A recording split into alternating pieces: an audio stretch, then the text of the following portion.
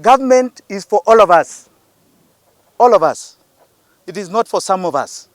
It is for all of us. So we must not feel and get into a situation where we feel we are disenfranchised if a regime gets to power. It is a very difficult situation that is there in this country. But we also want to warn you, it is about the people of Kenya, not about leaders.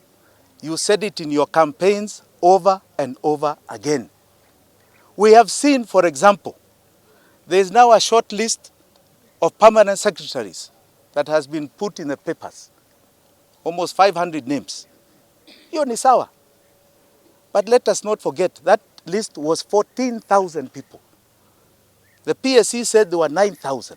But from 9,000, you have shortlisted 500 people. Of those 500, we have noted, not you, Mr. President, lakini some of your people there.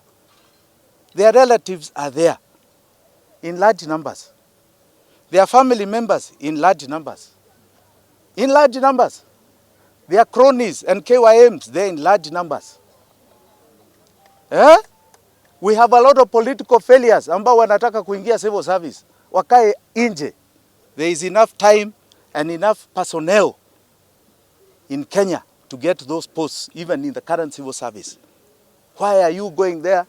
Unaanguka kwa siasa alafu unajaribu kuwa PS. Hapana. We must ask you and urge you, do not be held hostage by those around you in the governance of 51 million Kenyans. It starts now, and we are watching, and we are giving you all the time an election. And I hear questions about reforms. You know, every election is a growth point. This election, we have never had so many people not participate in an election. In the history of multipartyism, this is the largest number that has not participated in an election, which means something is wrong. Because democracy is participation of as many of our flock in this country as possible. And unfortunately, this was the worst participated election since multipartyism. That means we need to reform. Reform is growth point. The last regime did not believe in reforms. It had not one reform agenda tabled to Parliament. In fact, any agenda they put was to draw back the reforms of the 2010 Constitution. We now must be forward thinking because we are growing, we are learning, we are a country of leaps and bounds, tied to a world of 7 billion people. We must reform IEBC, we must reform our courts, we must reform our whole electoral process so that we have an election which has got an 80+ turnout of participation. We have an election where we have record number of candidates, there's nothing wrong with it. And we have an election that people do not go to the courts because they believe they are free and fair and don't need to go to courts to adjudicate. They believe wananchi have decided. We, the majority of Kenya, feels that it was not conducted in a good way. But since the case went up to High Court or Court of Appeal or Supreme Court, because we rely on our lawyers. They are the one who knows which is make a concrete evidence and which is not holding a concrete evidence. So, like now, I think it is done, but the Kenyans will see in future such a thing cannot repeat itself. And if possible, reform should be there so that everyone after any election becomes satisfied. If you are a loser, you become satisfied. If you win fairly. Thank you. Yeah. Always, even Western elections, you can hardly find one which is 100%. You must have some fault somewhere. But like now, in Kenya now, we have had election and our leader is elected. So what I'm appealing to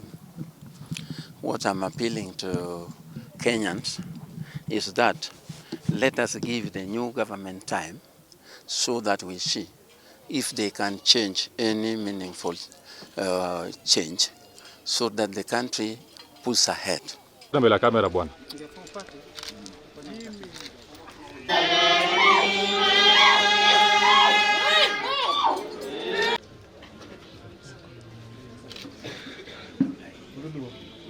Kile palikuwepo yule aliyekuwa akiitwa Yeremia, ulimtuma pale kwa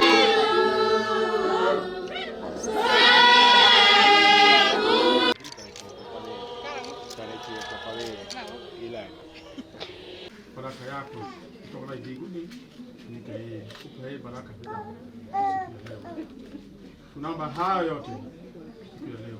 Afika ili ajumuike nasi katika kaburi lako takatifu.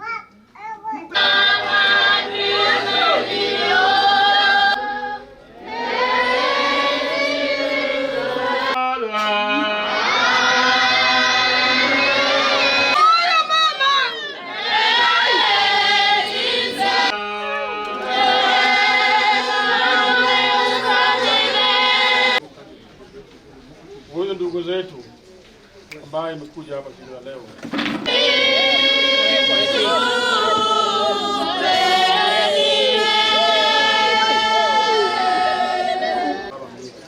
Sisia, mtio, tenu uliosea.